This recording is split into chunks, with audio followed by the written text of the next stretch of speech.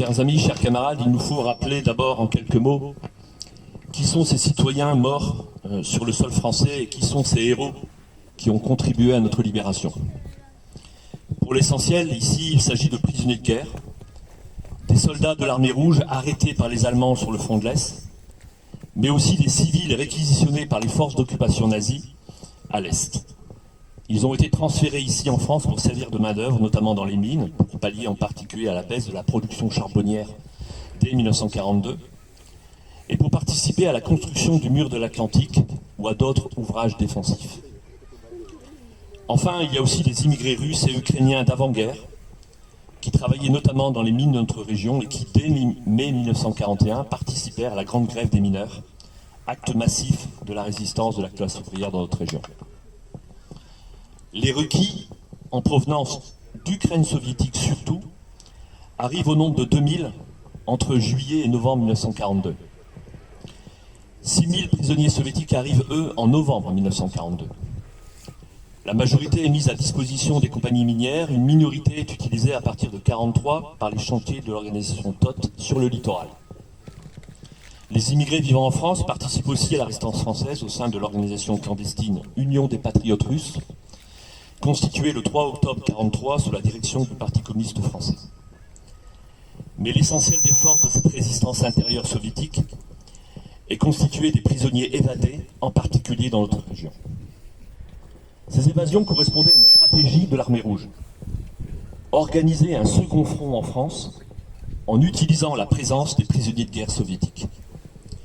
En octobre 1942, le communiste russe de Paris, Boris Matlin, connu sous le pseudo Gaston Laroche, colonel FTP, commença à former clandestinement dans le bassin minier du Pas-de-Calais des membres de FTP, dans l'objectif d'apprendre à entrer en contact avec les prisonniers, s'assurer de leur disposition, les convaincre de s'évader, surtout connaître leur passé.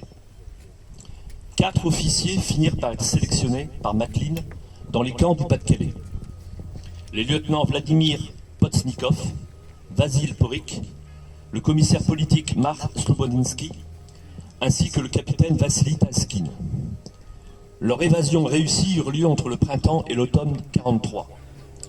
Avec un 5e officier ramené de Côte d'Or, Ivan Skripal, ils constituèrent en octobre 1943 la section russe de la MOI et décidèrent d'éditer avec d'autres militants, notamment des anciens des brigades internationales, un journal qui serait introduit clandestinement dans les camps, le Patriote russe,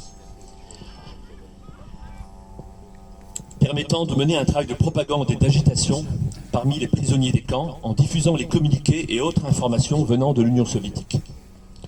Bien sûr, leur activité principale fut d'organiser des évasions de prisonniers, puis de constituer des groupes mobiles qui se livreraient à des sabotages, généralement des déraillements de train, mais aussi des actions de diversion dans les mines. En décembre 1943, ces missions étant plus spécifiques que celles de la MOI, la section russe deviendra le comité central des prisonniers de guerre soviétiques. Ce sont les évadés de ces camps qui participèrent directement à la résistance intérieure. Ils ont non seulement organisé des évasions de prisonniers soviétiques, ils ont formé des détachements de partisans, partout sur le territoire français. Ces détachements avaient pour nom Stalingrad, Liberté, Patrie, Joukov, Maxime Gorki, Leningrad, Commune de Paris. À la dernière étape de la libération de la France en 1944, il y avait des milliers de soviétiques qui formaient 55 détachements, sans compter les centaines de soviétiques intégrés dans des détachements soviéto-français ou internationaux. Dans le Nord-Pas-de-Calais, ce sont 10 détachements soviétiques qui ont combattu les occupants.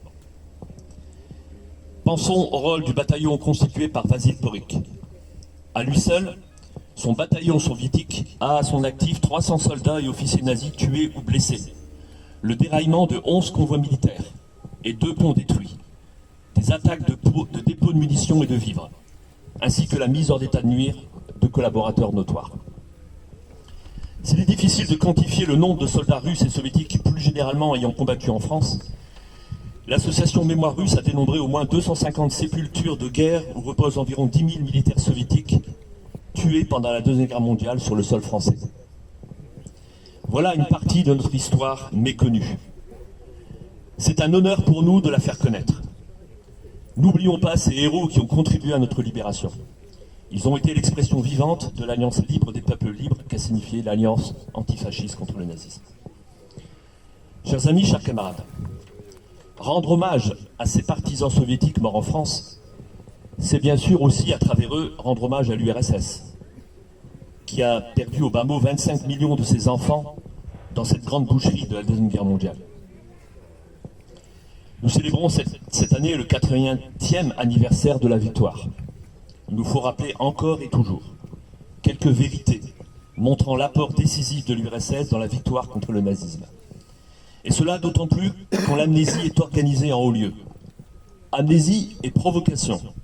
L'Union européenne a même appelé à un boycott de la présence des dirigeants européens à Moscou ce 9 mai et menacé de rompre les négociations d'adhésion à l'UE pour les États non membres présents au défilé de la victoire. La Serbie, par exemple, a tenu bon et son président a indiqué clairement qu'il sera présent. C'est une question d'honneur, a-t-il dit. Oui, c'est une question d'honneur, de ne pas oublier où s'est décidé le sort des peuples dans le bras de fer contre le fascisme. C'est l'armée rouge soviétique qui a brisé l'armée nazie et qui a fourni l'effort principal pour la libération de l'Europe.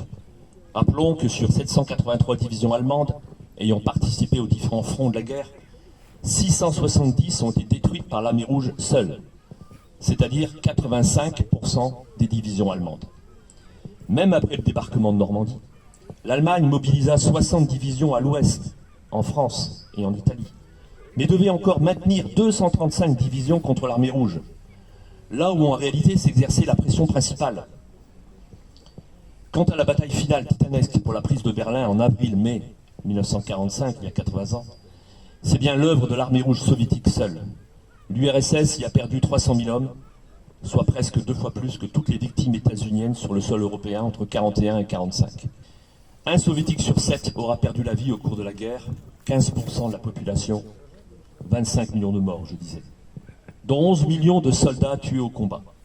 Nous ne pouvons oublier.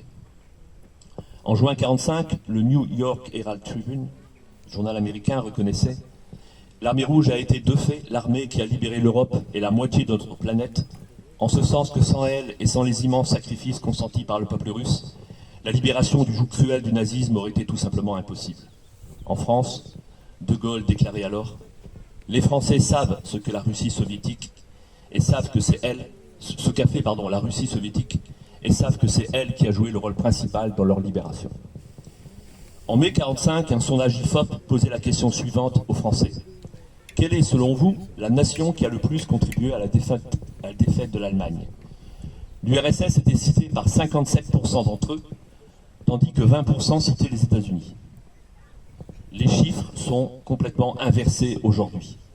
Le dernier sondage fait sur le sujet, à notre connaissance, date de 2015. L'URSS n'était plus citée que par 23% des sondés, et les États-Unis étaient cités par 54%. Qu'en est-il aujourd'hui, 10 ans plus tard? Chers amis, chers camarades, nous sommes aujourd'hui dans un contexte où le capitalisme en crise fait à nouveau monter le fascisme. Et cela va de pair avec une poussée du révisionnisme historique. Il faut effacer l'histoire, ou la réécrire. En septembre 2019, le Parlement européen a adopté une résolution tirant un signal égal entre le nazisme et le communisme, et indiquant que l'événement déclencheur de la Seconde Guerre mondiale est le pacte germano-soviétique d'août 1939.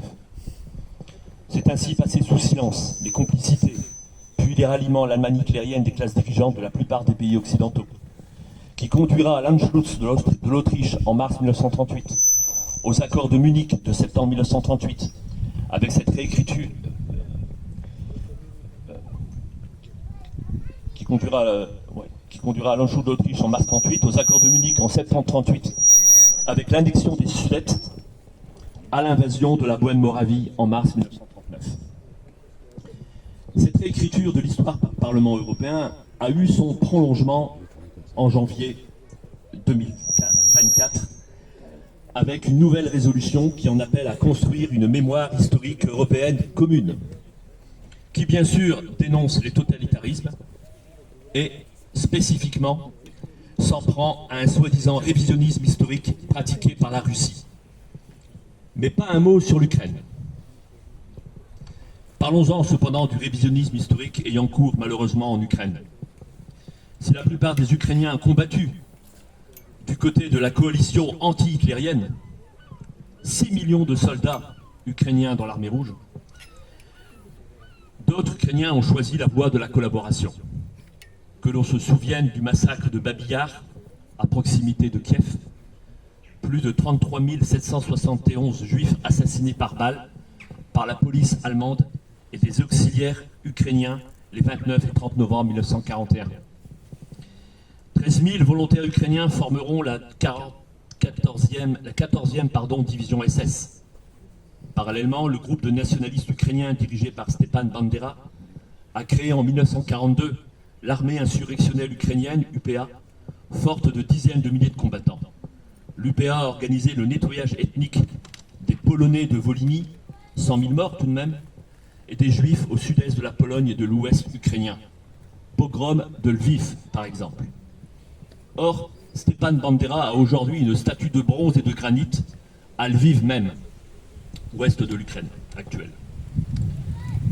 En 2014, Poroshenko, le président en place après Maïdan, a remplacé le jour des défenseurs de la patrie, ou anciennement jour de l'armée et de la flotte soviétique, qui était une fête de tradition soviétique, célébrée chaque année le 23 février, il l'a remplacé par la journée des défenseurs de l'Ukraine, le 14 octobre, date qui en fait commémore la fondation de l'UPA, cette organisation nationaliste. La loi dite de décolonisation, c'est le terme utilisé, de la toponymie adoptée en Ukraine en 2023, a supprimé le statut protégeant les noms de lieux associés à la lutte contre l'occupant nazi en Ukraine. En décembre 2024, dans un parc du centre de Kiev, les bustes des chefs partisans Sidir Kovpak et Oleksiy Fedorov, ceux du plus jeune général d'armée Ivan Tchernikovski et du tankiste promu maréchal Pavlo Rybalko ont été déboulonnés. Ces statues n'avaient pourtant pas été érigées par les soviétiques, mais par l'Ukraine indépendante après 1991. Fin janvier 2024, les autorités de la région de Lviv affichaient leur satisfaction d'avoir détruit 312 monuments dédiés aux soldats soviétiques. Lorsqu'il s'agissait de tombes, les ossements ont été transférés dans des cimetières sans l'avis des familles. Parmi les victimes de cet effacement, Antonina Verechkagina, opératrice radio de 21 ans, parachutée derrière les lignes ennemies, capturée, torturée puis exécutée en 1944 à Sajovka, elle est aujourd'hui désignée par les autorités locales comme une espionne soviétique.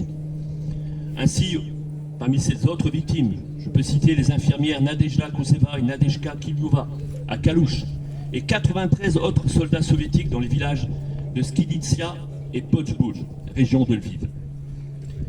Dans la deuxième ville d'Ukraine, Kharkov, une dizaine de plaques commémoratives des combattants de la Seconde Guerre mondiale ont été décellées en février 2025 cette année. Un groupe a revendiqué la destruction du buste de Galina Nikitina, professeur de 25 ans, exécuté par la Gestapo en 1942. Ont également été détruites les plaques du lieutenant-colonel Raphaël Milner, juif et kharkivien d'adoption, ou du pilote Anatoly Nefedov. Les habitants s'opposent parfois au démantèlement. Vitali Levitsk, maire du village de Smikiv, dans la région de Lviv, a refusé de donner son accord pour la démolition d'une statue. Pour empêcher la destruction, il a escaladé le monument sur lequel était gravé le nom de son grand-père. Sans succès. Le maire a été rapidement démis de ses fonctions et l'ouvrage a disparu aujourd'hui. L'action de ces décolonisateurs, selon le terme qu'ils se donnent, il faut dire plutôt négationnistes en vérité, efface ainsi la contribution des Ukrainiens au combat de l'armée rouge. Voilà pourquoi il est essentiel de rappeler l'histoire. Voilà pourquoi il est essentiel de célébrer le 8 mai ou le 9 mai pour reprendre la date russe. Voilà pourquoi il est essentiel d'honorer les martyrs enterrés ici à Aubourdin. Chers amis, chers camarades, nous sommes aujourd'hui bien loin du plus jamais ça clamé lors du procès de Nuremberg, jugeant les auteurs fascistes de plus de 50 millions de morts entre 1939 et 1945, dont plus de 25 millions de soviétiques. À la faveur de la crise du capitalisme, on assiste au relèvement des partis fascistes partout en Europe, épaulés par des bourgeoisies qui, par calcul, font le choix de l'amnésie et sont prêtes à répéter cette formule des années 30, plutôt Hitler que le Front populaire. Le combat de nos aînés n'est pas fini. Nous ne pouvons pas être amnésiques. Nous devons nous inspirer du courage de ceux qui nous ont précédés. Nous sommes des nains assis sur des épaules de géants. Nous nous inclinons aujourd'hui devant l'héroïsme de ces partisans soviétiques, morts loin de leur patrie pour la libération de l'humanité du joug nazi. Honneur aux combattants soviétiques!